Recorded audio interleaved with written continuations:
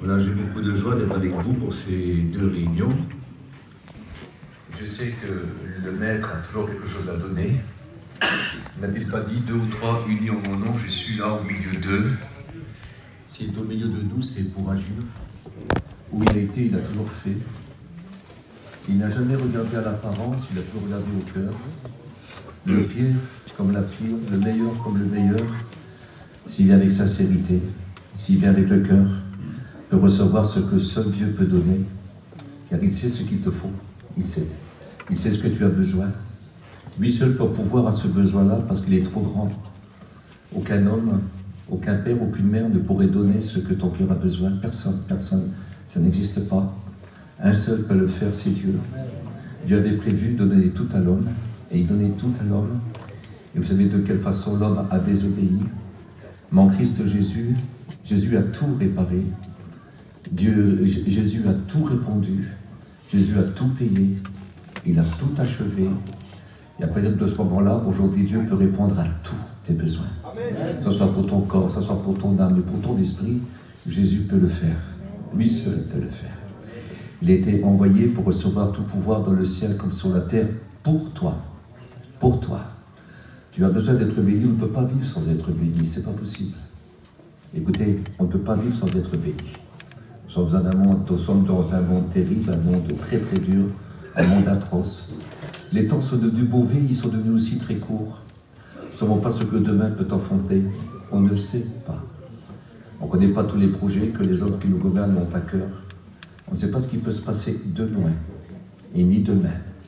Mais on sait une chose, c'est que Dieu peut nous bénir, que Dieu peut nous garder, que Dieu peut être avec nous.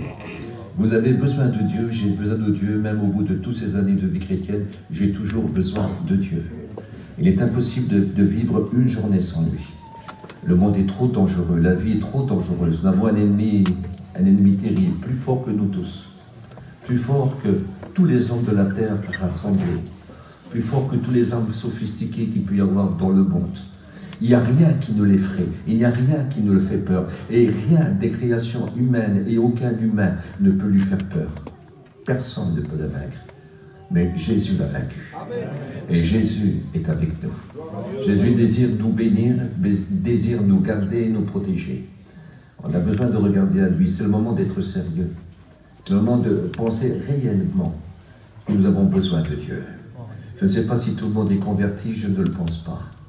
Je crois que véritablement Dieu veut que tout le monde soit converti parce qu'il voudrait bénir tout le monde. Il voudrait donner à tous, absolument à tous. Tu as besoin de recevoir ce que Dieu seul peut te donner. Ce n'est pas possible autrement. Mes amis, il y a un endroit à Jérusalem, une montagne extraordinaire, extraordinaire. À mesure que la théologie augmente, à mesure que la connaissance augmente, selon ce que la parole de Dieu dit, qu'à la fin la connaissance augmentera.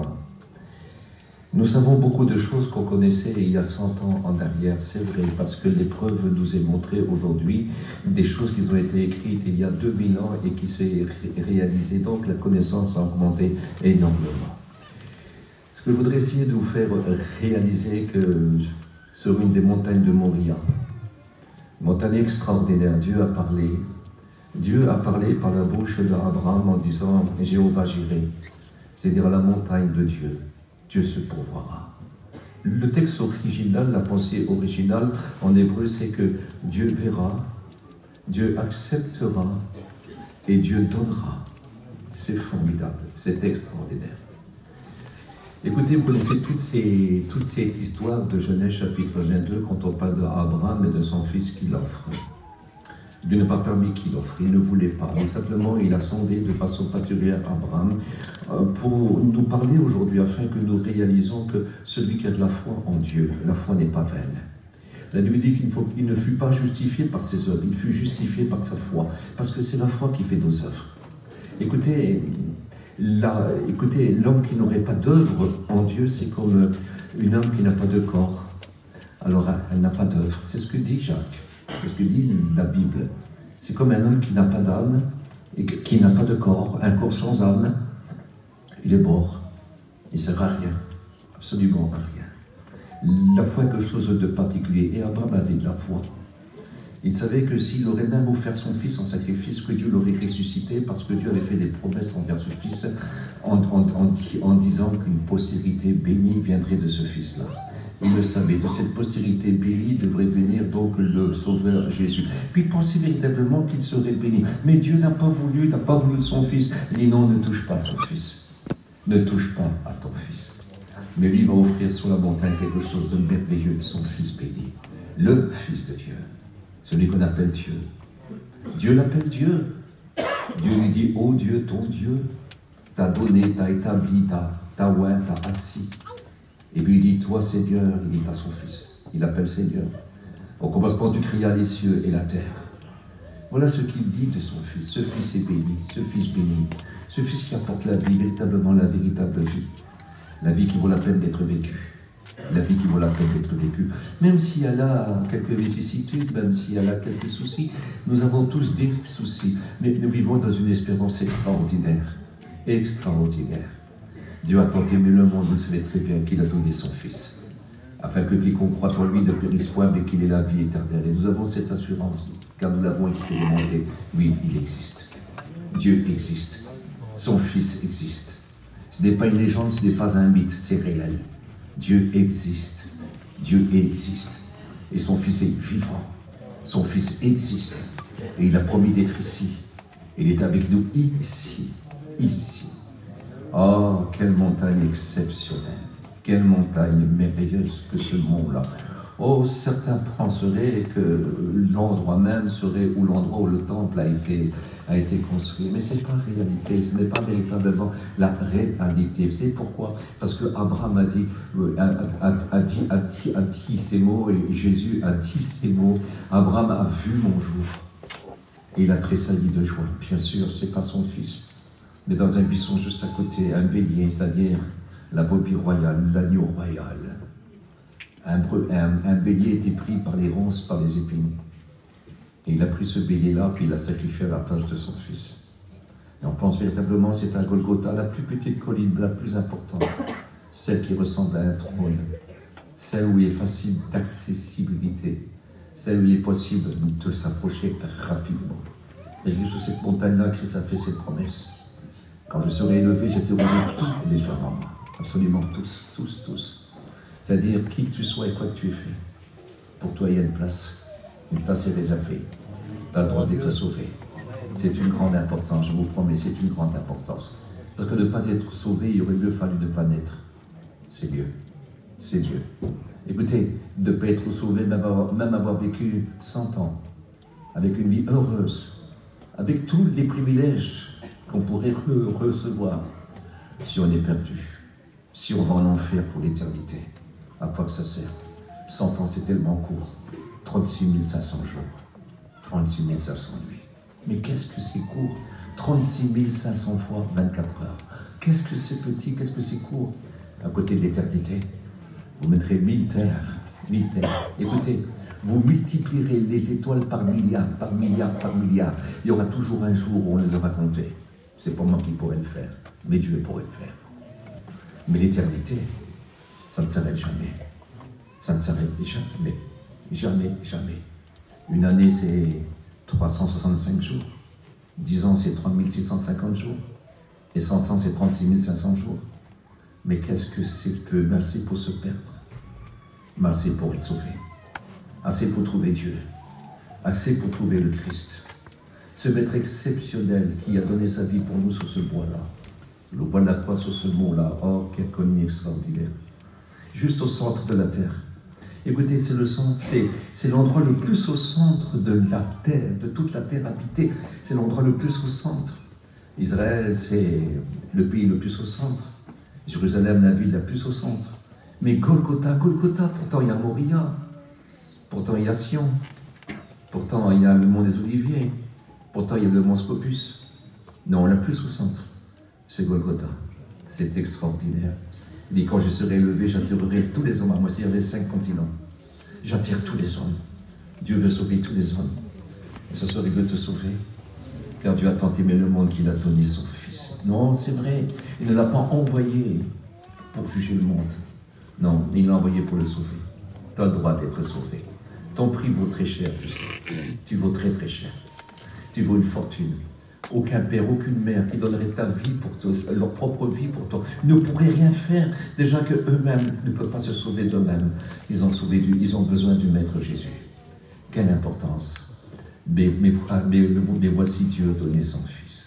Ce n'est pas par de l'or, ce n'est pas par de l'argent, non. Ce n'est pas des choses périssables que nous avons été rachetés de la belle manière de vivre héritée de nos parents. Mais c'est par le sang précieux de Jésus-Christ comme d'un agneau sans tache et sans défaut, préparé avant la fondation du monde et manifesté ce soir, si tu veux, pour toi. Il a donné son Fils pour toi, parce que tu en as besoin, parce que lui seul peut te sauver. Tu ne pourras jamais te sauver toi-même. Tu ne peux rien faire, absolument rien faire, mais tu as été estimé au prix du Fils de Dieu, c'est-à-dire au prix divin. Ta valeur est divine. Je recommence. Pas de l'or, ni par de l'argent, ni par des choses périssables, ni par toutes les perles de la terre. Non, ce n'est pas avec ça. C'est par le sang précieux, c'est-à-dire de la vie de son Fils. Son Fils a donné sa vie pour toi, afin que tu puisses hériter de la vie que seul lui peut offrir.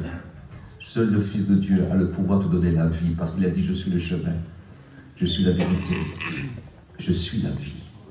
Nul ne vient au Père que par moi. » Quelle importance. Ce soir, tu peux rencontrer le Maître Jésus et ta vie peut changer véritablement. Je sais que tu y crois. Je ne pense pas que tu es venu pour m'entendre à moi. Parce que tu sais quelque chose de vrai, quelque chose de grand, quelque chose qui t'attire. Et cette chose-là, c'est l'amour de Dieu. Nul ne vient au Père que par moi. Et puis il dira une chose extraordinaire.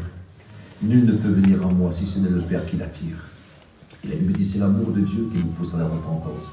Et la repentance, on peut l'apporter qu'au pied du Christ, qu'au pied de la croix. Parce que, écoutez, c'est par la repentance qu'on peut octroyer le pardon. Par la foi, on vient en Christ. Et on a une repentance sincère. D'avoir péché devant Dieu, d'avoir fait du mal, d'avoir menti, d'avoir péché. Écoutez, sur la même manière de vivre que nous avons hérité de nos parents. On parle beaucoup à ce moment du Hamas ou de Hezbollah, de toutes ces choses qu'on entend, de ces assassins tout-puissants. On ne peut pas dire le contraire, mais imaginez un petit peu si nos parents seraient des gens comme ça. Et si on vivrait à Gaza ou dans certains pays, on serait peut-être comme ça. D'accord? Car ce n'est pas par de l'or ni de l'argent, ni par des choses périssables, nous avons été rachetés de la même manière de vivre, héritée de nos parents. Première épître de Pierre, chapitre 1, verset 19 à 20. C'est marqué, c'est une réalité, c'est ce que la Bible dit. Et nous voyons véritablement. Nous sommes tous pécheurs, on a appris d'autres musiques, on a appris d'autres langues, on a appris d'autres façons de faire certaines choses, d'autres ruses, d'autres mensonges, d'autres vols. On a appris beaucoup de choses. Pareil, on a eu des maîtres et des multitudes de maîtres. On a appris à boire, on a appris à fumer, on a appris à se droguer, on a appris à être injuste, on a appris à être jaloux, on a appris à être orgueilleux. C'est vrai, c'est vrai, c'est vrai, c'est vrai. Parce qu'on était sans Dieu, et puis eux aussi. Mais seulement nous avons rencontré le Maître Jésus. Et il change nos vies. Je vais te dire une chose, tu n'es incapable de faire quoi que ce soit de bien pour Dieu. Tu n'en es pas capable. Et moi non plus. Malgré toutes ces années passées avec lui, je suis incapable de faire quelque chose de bien pour lui. Je fais ce qu'il me dit de faire parce qu'il donne ce qu'il ordonne. Il faudrait que tu retiens ça. Il donne ce qu'il ordonne. C'est pas grâce que nous sommes sauvés. C'est pas grâce que nous sommes chrétiens. Et c'est pas grâce que nous restons fidèles. Je recommence, c'est pas grâce, parce qu'il nous aime. On est incapable. Il dira sans moi, vous ne pouvez rien faire. Mais si mes paroles demeurent en vous et que je demeure en vous, alors vous porterez beaucoup de fruits. Jésus dira, mon Père est le vigneron, et moi je suis le pied de la vigne, je suis le cep. Il dit, tout serment qui est en moi, parce que le serment, on ne le greffe pas, hein, le serment sort. Quand Christ est en nous, alors tout change, absolument tout. Ça, ce n'est pas une religion, c'est Dieu avec nous. C'est une nouvelle vie, on l'appelle une nouvelle naissance. C'est une naissance pour Dieu. C'est une naissance pour vivre une vie de Dieu. Je suis un tas de poussière, mais les paroles que je vous annonce ce soir, ce sont des paroles divines. Parce qu'elles sortent de la Bible, ce sont les paroles du Christ, ce sont les paroles de Dieu. C'est poussé par l'Esprit Saint que ces choses ont été écrites. Ce que je dis, ce sont des paroles divines, accompagnées de Dieu. Je ne suis pas Dieu, mais ce que je dis Et écoutez, ce sont des paroles de Dieu. Comme si que Dieu vous parle. Comme si que Dieu vous appelle. Parce que Dieu désire te sauver. Comme il a le désir de te ramener. De te ramener. Écoutez, sans lui, on ne peut absolument rien faire. Absolument rien faire. Ce n'est pas possible. On ne peut absolument rien faire. Mais si on est en lui, alors on devient fort. Cela écrit, je peux tout. Je peux tout. Par celui qui me fortifie. Qu'est-ce que c'est que je peux tout? Je peux tout ce qu'il me fait dire. Je fais tout ce qu'il me donne à faire. Parce que c'est lui qui le fait en moi. C'est lui qui le fait avec nous. C'est lui qui le fait pour nous. On est avec lui. Si nous sommes d'accord, nous sommes instruments. C'est donc écrit que le chrétien est la lumière, le sel et le témoin. Nous sommes lumière du monde, véritablement lumière du monde. Jésus dit, je suis la lumière du monde, mais nous avons sur nous le reflet du Christ. Nous sommes la lumière du Christ, ayant les sentiments et l'odeur du Christ. Nous avançons chaque jour. Et puis nous parlons à notre prochain, parlons à tous, disant que Dieu est vivant. Et puis il fait des choses extraordinaires, et je vous promets, nous avons entendu quelques témoignages, mais j'en connais plein, des choses merveilleuses qu'il fait. Combien de pères sont rentrés alors que la femme et les enfants tremblaient de peur, parce que c'était des gens qui buvaient, qui étaient durs et qui n'étaient pas bons du tout. Écoutez, ils étaient liés par ce qu'ils faisaient. Et puis un jour ils ont rentré, et puis c'était plus pareil. Et les enfants n'ont plus besoin d'avoir peur, parce que les pères les appellent, n'ayez plus peur de votre Père. Votre Père a rencontré Jésus. Et votre vie a changé. Des femmes qui tremblaient, qui passaient des nuits dehors, obligées dehors. Des femmes qui prenaient le tricot. Le mari de venir faire sa femme la prendre dans ses bras en disant, tu n'auras plus jamais peur. Tu ne dormiras plus jamais dehors. Tu n'auras plus jamais de coup. Car ton mari a rencontré Jésus. Parce qu'il change véritablement les vies. Ce que personne n'a pu faire. Ce que les familles de la femme, ou les parents, ou n'importe qui, ses propres parents, ou ses frères, ses sœurs, ou même ses pires ennemis, s'ils n'ont pas su faire, ce qu'ils n'ont pas pu faire, Jésus l'a fait sur un claquement de doigts. Il change la vie véritablement. Il change la vie véritablement. Est-ce qu'un noir pourrait changer sa peau? Non, non, non. Mais Jésus peut changer ta vie. Il peut absolument tout faire. Ta vie peut changer. Ce n'est pas une question de religion. Je ne sais pas si vous faites attention, je parle d'aucun homme ici. Je ne parle pas d'un pasteur ou d'un curé ou d'un imam ou d'un rabbin. Non, jamais, jamais. Je parle de Jésus-Christ, le Fils de Dieu. Et ça change tout. Il est vivant, il est avec toi. Tu n'as pas besoin de le chercher. Quand on va dans une église, c'est pour se rassembler entre frères et sœurs, pour chanter, louer, puis écouter l'instruction de la parole de Dieu. Mais quand on est sorti, écoutez, je prie excuse, il n'y a plus rien ici. Mais où tu es, Jésus est avec toi. Le Maître est avec toi. Et cette parole t'accompagne. C'est une parole vivante, je vous promets. Elle est vivante, elle est vivante. Elle ne te laissera pas tranquille. Pourquoi? Parce qu'elle t'aime. Parce que cette parole t'aime. Christ est mort d'amour pour nous, parce qu'il nous aimait.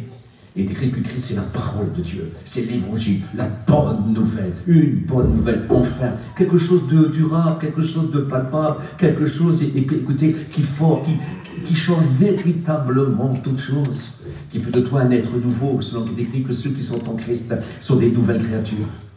Les choses anciennes sont passées, voici toutes choses sont devenues nouvelles.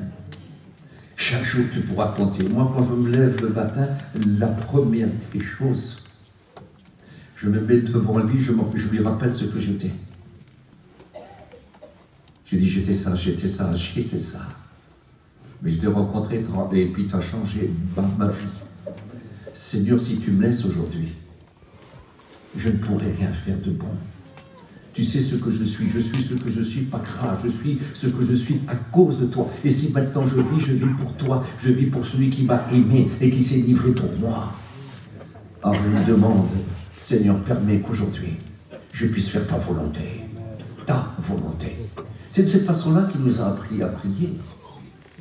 Quand je lis dans Matthieu 6, la prière sacerdotale, et quand il apprend à ses disciples à prier, il dit, vous, quand vous priez, ne multipliez pas les vaines paroles comme les inconvertis qui croient qu'à force de paroles, il sera exaucé. Non, vous vous dites, notre Père qui est aux cieux, on a un Père. Vous savez, Il nous est dit, et puis c'est le maître qui dira, c'est beau, celui qui n'a pas soin des siens, il le fait dire par l'apôtre Paul, celui qui n'a pas soin des siens, principalement ceux de sa famille, il est pur qu'un infidèle, il a renié la foi, mais lui quand il est notre père, il est fidèle, c'est ce qu'il dit, toi tu ne demeureras pas fidèle, mais moi je demeure fidèle, car Dieu ne peut se renier lui-même, Dieu ne se renie pas, Dieu demeure fidèle. C'est bien qu'il dit, si quelqu'un parmi vous a péché, il a un avocat auprès du Père. Jésus-Christ le juste qui intercède lui-même pour lui étant une victime expiatoire, mais pas seulement pour lui, mais pour le monde entier, pour les péchés du monde entier, c'est-à-dire n'importe quel converti sur toute la terre, même des criminels, les pires criminels, peuvent se convertir et être sauvés, parce qu'ils sont changés, transformés. N'importe quel homme, n'importe quelle femme, qu'importe le mal qu'elle a pu faire ou le mal qu'il a pu faire, peut être pardonné parce qu'il est transformé, il change sa vie, il n'améliore pas sa vie, il la change. Ce sont des nouvelles créatures. Les choses anciennes sont passées, toutes choses sont devenues nouvelles. Quelle importance! Ce n'est pas des ordres que je vous donnerai ce soir. Je n'ai pas d'ordre à vous donner. Je n'ai pas d'ordre. Je ne peux pas te dire, fais ça, fais ça, fais ça, fais ça. Non, je ne peux pas te dire ça. Je ne peux pas te dire, ne fais plus ça, ne fais plus ça, ne fais plus ça. Je ne peux pas te dire ça, moi. Mais simplement te dire que si tu viens à lui, ou si tu reviens à lui, si tu lui demandes pardon, si tu repentends véritablement, lui il donne ce qu'il entend, il te rendra capable d'une alliance plus excellente. Notre capacité ne vient pas de Dieu. Elle veut dire, notre capacité ne vient pas de nous, elle vient de Dieu, selon qu'il est écrit. Il nous a rendu capable d'une alliance plus excellente. Tu n'es pas capable. Ce n'est pas des ordres que je vais te donner. Ce n'est pas des ordres, ne fume plus, ne bois plus, ne te drogue plus. Non, non. Jésus peut te libérer.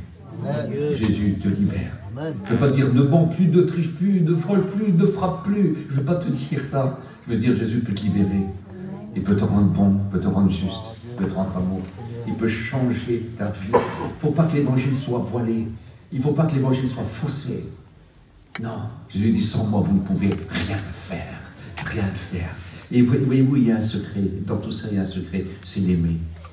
C'est l'amour de Dieu. Et tu aimerais être de tout ton cœur, de toute ta force, de toute ton âme, de toute ta pensée, de tous tes rêves en un mot, de tous tes projets en un mot, de toute ta force. Même si tu n'en as pas beaucoup, il les avait dit que tu sois fort. Il dit c'est moi qui est fort.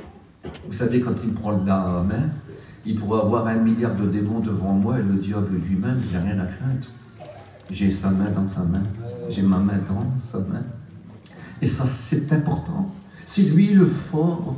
Ce n'est pas en te jugeant, ce n'est pas en te condamnant, ce n'est pas en te prenant pour rien, ce n'est pas en disant que tu vaux rien. Non, non, ce n'est pas de cette façon-là. Ce n'est pas de cette façon-là. En te disant, viens à Jésus-Christ et tu marcheras dignement. Il changera ta vie.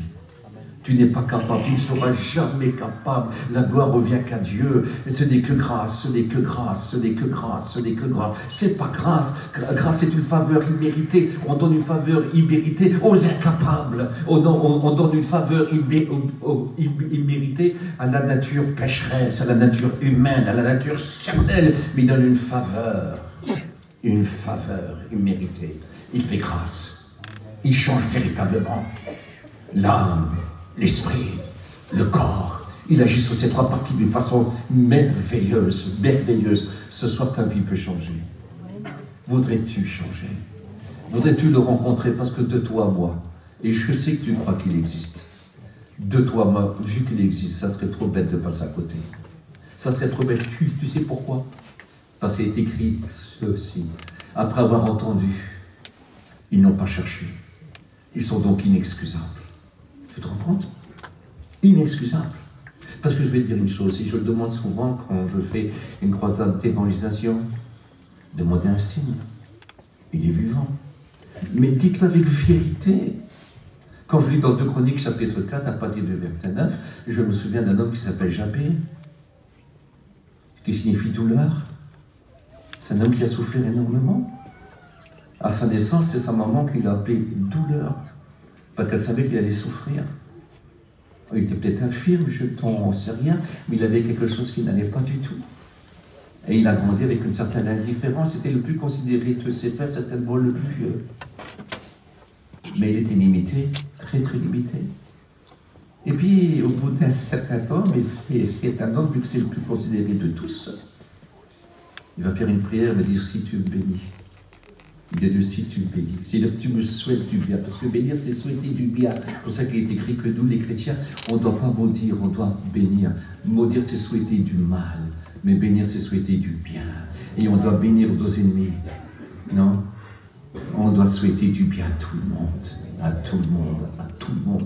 Et voyez-vous, si tu me bénis, si tu me souhaites du bien, tu sais que tu es capable de souhaiter du bien, parce que ce que ça vous déclare, son bras l'accomplit. Mais il dit si, il fait une promesse. Il dit si tu étends mes limites, vous voyez que ces limites sont petites. Il s'appelle douleur, c'est pas pour rien. Petite douleur, faible. Un homme peut-être du mal à se pouvoir. Quand tu étais infirme à cette époque-là, on ne pouvait même pas amener son sacrifice. Peut-être que c'est un autre qui l'envoie pour toi. Quelqu'un de la famille. Je ne sais pas si tu réalises. Il ne pouvait pas. Il était limité. Si tu me donnes tes limites. Seigneur, si tu enlèves ma souffrance. Vous ne vous rendez pas compte comme cet homme était malheureux, comment son nom douleur rime. Si tu enlèves ma souffrance. Seigneur, afin que je ne souffre plus. Et tu as besoin peut-être d'un bon coup de main de Dieu, toi, ce soir, non?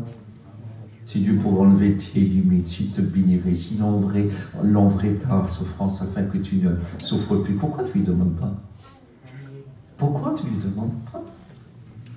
Il n'a pas fini sa prière. La prière, elle dure 4 secondes, 5 secondes. Et l'Éternel lui donna ce qu'il lui demanda. Et l'Éternel exauça sa prière. Mais demandez un signe. Vous croyez que je me suis converti sans signe, moi?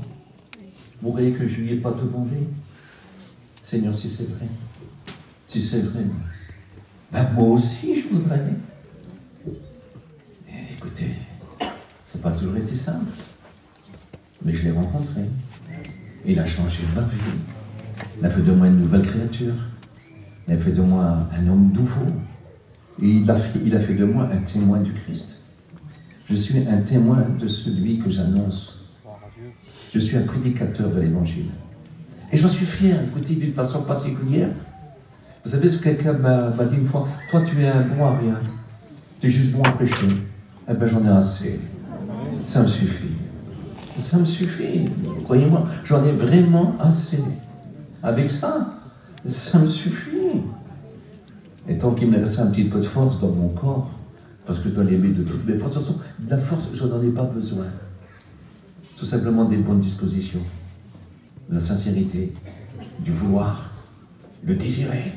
Alors Dieu produira toujours en moi le vouloir et le faire. Et même s'il me resterait que 2 grammes de petite force, mais ça n'a aucune importance. Si Dieu est avec moi, il a décidé dans la faiblesse que je me glorifierai. Tu n'as pas besoin d'être fort, tu n'as pas besoin d'être un avocat, tu n'as pas besoin d'être pour être un témoin. Est-ce que vous savez que ce soit femme ou homme, vous êtes tous témoins de Jésus-Christ? Vous êtes lumière du monde. Mais c'est vous qui remplissez les salles. C'est vous qui appelez vos familles, écoutez, qui appelez vos amis qui témoignent aux commissions, en Chine ou n'importe quoi. C'est vous. C'est vous.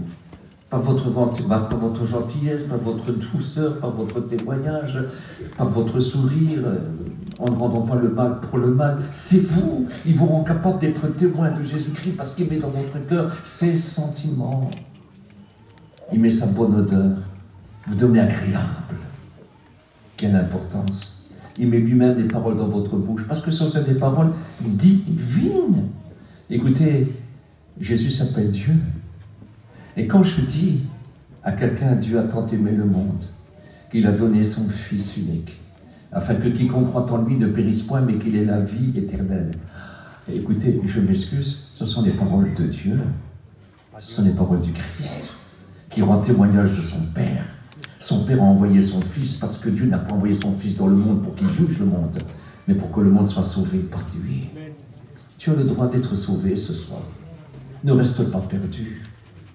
Laisse le droit à Jésus de fermer ton enfer, de fermer ton enfer. Laisse-lui ce droit.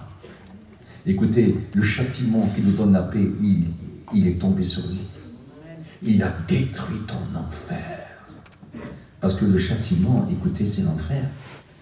Il est venu afin que personne ne périsse, mais que tous soient sauvés. Ce sont des paroles divines. C'est comme si le Christ te dirait à toi, viens à moi. N'a-t-il pas dit, viens à moi, vous tous, venez à moi, vous tous, qui êtes fatigués et chargés. Je vous donnerai du repos. Recevez mes instructions et prenez mon joug, car mon joug est doux et léger, mon fardeau est léger, et vous trouverez du repos pour vos âmes. Quelle importance, Matthieu 11, versets 28 à 29.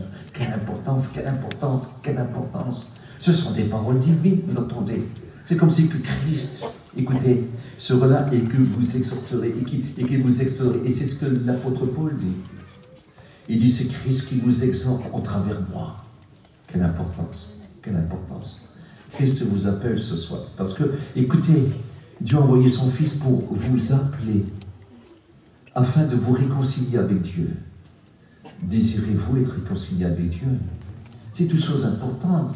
Écoutez, si je crois que vous ne croirez pas, vous ne m'écouterez même pas, vous serez déjà perdu, mais vous savez que c'est vrai. Parce que tout ce que je dis, ça vient de lui, ça vient de lui. Ce sont les paroles de la Bible. Oui, Dieu vous aime. Oui, Dieu vous aime. Véritablement, Dieu vous aime.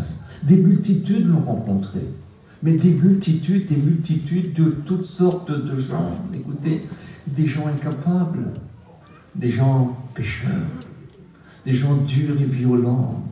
Oh, j'aurais voulu être à la place, enfin, pas à la place de Barabbas, mais j'aurais voulu, écouter, ressentir ce qu'il a ressenti quand le Christ était à côté de lui. Quand, écoutez, voulant accuser Jésus à tout prix, il ne voulait pas chier Jésus, les sacrificateurs, les chefs religieux de cette époque-là, parce que la Bible dit qu'ils étaient méchants, qu'ils étaient cruels, et qu'ils étaient avares, et qu'ils étaient jaloux. Je ne sais pas si vous réalisez ça. Alors ils auraient bien voulu, ils voulaient à tout prix que Jésus meure. Alors ils vont dire ce qu'on va faire, on va prendre un très grand criminel, le pire de tous. On va prendre Barabbas. Et puis comme à la Pâque, on avait toujours le droit, écoutez, de libérer quelqu'un. Écoutez, alors on prenait qui voulez-vous choisir? Jésus ou Barabbas? Oui, mais ici s'est passé une chose. C'est que ça a été fait en pleine nuit. Et puis tous des traîtres, tous des gens qui ne voulaient pas de Jésus s'est mélangé à la foule et forcé la foule à choisir Barabbas. Puis ils ont choisi Barabbas. Le pire des pires. On a du mal à comprendre ça. Aujourd'hui, on rencontre encore de ces gens-là, parce que tout le monde ne sera pas sauvé. J'espère que tout le monde ici sera sauvé. Mais sur la terre, il n'y en aura pas beaucoup qui seront sauvés. C'est un petit troupeau. Un tout petit troupeau. Il est écrit que la porte qui mène au ciel, elle est étroite. Et le chemin qui mène au ciel est étroit et resserré. Et qu'il y en a très peu qui le trouvent. Très peu. Mais large est la porte. Et spacieux est le chemin qui mène à la perdition. Et beaucoup y entrent. J'espère que vous tous aurez une intelligence extraordinaire d'avoir venu ce soir et tous les autres jours et que vous viendrez encore pour croire dans ces mots, parce que ce sont des mots vrais. Et vous le ressentez au tout profond de vos cœurs, que ce que vous écoutez est vrai, et que Dieu vous aime véritablement. Écoutez, il n'y aura pas beaucoup de sauvés, mais vous pouvez vous sauver. Acceptez le Maître Jésus, je vous en supplie. Ne venez pas pour passer une soirée, ici on ne se passe pas le temps. Ici on est confronté à la grâce, on est confronté à l'amour de Dieu, mais il faut un choix véritable. Acceptez Jésus, je vous en supplie. Acceptez Jésus. Le grand apôtre Paul le faisait en pleurant. Et je vous en supplie au nom de Jésus-Christ, c'est-à-dire par Jésus-Christ, soyez réconciliés avec Dieu. Voulez-vous vous réconcilier avec Dieu? Ou vous réconcilier avec Dieu? Vous avez besoin de Dieu. Ne croyez pas que vous pouvez diriger votre vie. La vie, ça passe vite. Je vous promets, la vie, ça passe vite. Ça passe tellement vite. Il suffit qu'on ait un deuil chez nous pour dire qu'est-ce que ça passe vite. Mais qu'est-ce que ça passe vite? Déjà.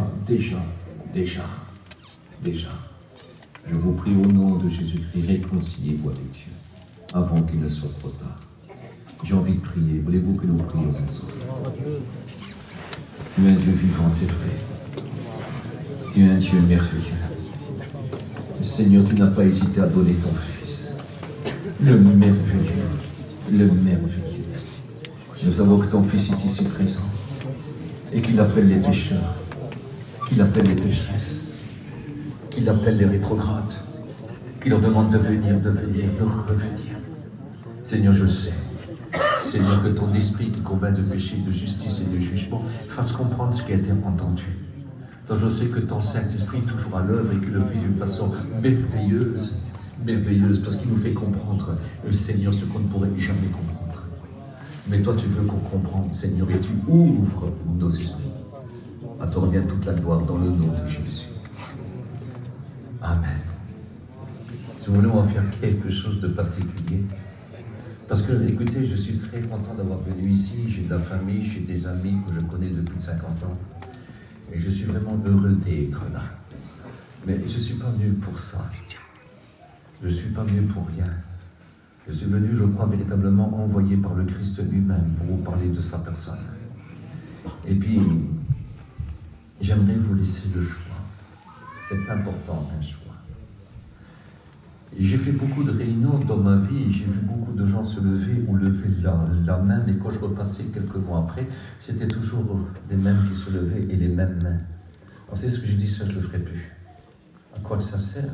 Si tu lèves ta main pour le remettre dans ta poche, ça ne sert à rien du tout. Mais le maître a dit, mon fils, ma fille, donne-moi ton cœur et que tes yeux se plaisent dans mes voies. Mon fils, ma fille, Dieu t'aime.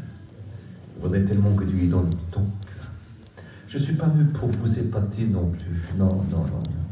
Je suis venu pour une seule chose. J'aimerais tant. Je ressens l'amour de mon Dieu qui me presse de cœur. Dieu vous aime et veut vous sauver. Dieu désire. Vous savez que Jésus a vu une fois une grande foule. Alors une foule immense. Et puis la Bible dit qu'il fut ému de compassion. Ça veut dire quoi ça? Quand nous regardons dans la version originale, c'est qu'il pleure. Quand il était ému de compassion, il pleurait. Il pleurait. Les larmes coulaient. Mais il pleurait fort. On les entendait. Et quand il s'est mis à pleurer, ils sont comme une foule qui n'ont pas de berger. Il dit, je suis venu afin que les brebis égarées aient un berger. Et il pleurait. Il a fait une autre fois, parce qu'il a fait 5 fois en tout. Et il a fait une autre fois pour un pauvre lépreux. Et puis le lépreux est venu se jeter, mais le lépreux n'avait pas le droit de s'approcher de la foule, il n'avait pas le droit de s'approcher de quelqu'un, parce qu'on lui jetait des pierres. Il fallait que de très très loin, il met une clochette et qui crie impur, impur. Les gens savaient qu'il avait faim, savaient qu'il fallait un vêtement, qu'il fallait quelque chose à boire, une couverture. Et les gens le posaient dans un coin, il allait chercher, mais il savait que s'il allait à Jésus, sa vie allait changer. Et il s'est jeté à Jésus, à ses pieds comme ça. Il a dit, Seigneur, si tu le veux, tu peux me rendre pur. La lèpre a quelque chose de particulier, vous savez. La lèpre, c'est comme le péché. Elle vous mange tout doucement, tout doucement, tout doucement. Et des choses de valeur disparaissent de votre visage et de votre corps. Vous devenez mutilé et des tas de choses, et des tas de choses, et pour une mort certaine. Alors, vous savez, c'est bien tout doucement, c'est comme le péché, tout doucement, il vous mange l'âme, l'esprit, le corps. Il vous détruit aussi, de façon particulière. Et il vous met dans un endroit où on n'y revient jamais, d'un endroit de douleur pour l'éternité. Il s'est jeté au pied de celui qui sauve. Je ne sais pas ce qu'il a fait pour être un lépreux, je ne sais pas. Ça peut être un très très grand pécheur, mais il sait que le libérateur passe. Il sait que le sauveur passe. Il sait. Écoutez, toutes ces foules qui étaient là, surtout ceux de Capernaum, n'étaient pas ceux qui se convertissaient très très facilement. D'abord, cette ville était petite. C'était souvent des autres qui étaient convertis là. Ou alors très très peu, comme la fille de Jaïrus, comme ce lépreux-là, et puis d'autres. Mais très très peu. Mais souvent, c'est les gens qui venaient de partout, puis les guérissaient tous, mais pas forcément de Capernaum. Ils le voyaient. Ils avaient du mal à croire en lui. On a du mal à croire ça. On a du mal à comprendre tout ça. Et puis, le Seigneur s'est mis à pleurer. S'est mis à pleurer devant lui. Et puis, il l'a touché. Il pouvait dire un mot. Non, il l'a touché. Il a touché son visage. En pleurant. En disant, je le veux, sois pur. Et bien, tu te sens impur par ton péché. Oui, il y a des péchés qui sont très sales. De toute façon, tous les péchés sont sales. Le plus petit est sale. Il soulève l'esprit et le corps. Le plus petit. Et peut-être tes péchés sont très nombreux. Peut-être tu es très sale dans ta personne. Ta vie, personne ne la connaît, mais toi, tu la connais. Les plus proches de toi ne savent pas ce que ta vie est faite en cachette. Mais le Seigneur peut te pardonner. Le Seigneur t'aime. Le Seigneur t'aime. Le Seigneur t'aime. Véritablement, il voudrait faire quelque chose pour toi ce soir. Et le touchage, je le veux, soit pur. Écoutez, s'il ne purifie pas là. Écoutez, le lépreux est lapidé. Jésus est considéré comme impur. Mais il a eu confiance en Dieu. Oh, quelle chance, quelle grâce pour lui qu'il a cru en ce Maître Jésus. Il fut instantanément purifié. Et ça devait se voir. Hein. C'est-à-dire, s'il manque un nez, le nez est revenu. S'il manque un bout d'oreille, l'oreille est complète. S'il manque un morceau d'air, écoutez, à l'époque, c'était ça. S'il manque tes doigts, ils reviennent. Autrement, ils auraient dit, je ne sais pas. Mais là, tout est purifié. Tout est purifié. Et voilà ce qu'il veut faire avec ton péché ce soir. Voilà ce qu'il veut faire avec toi. Vas-tu lui dire non ce soir? Ne fais pas ça. Ne fais pas ça, parce que c'est la chose la plus urgente que tu as besoin. Le pardon de tes fautes. Il faut que ta vie change. Il faut que ta vie change. Tu as l'occasion aujourd'hui. Toi, tu sais que c'est vrai. Tu as tout simplement besoin de lui dire oui. Écoutez, tu as besoin de te prosterner à ses pieds dans ton âme, dans ton esprit, quand le cœur se prosterne. C'est comme si toute ta vie se prosterne. Est-ce que tu réalises? Alors j'aimerais que vous laissiez tous les paroles. Je ne vais pas vous demander de lever votre main ni de vous lever à votre place.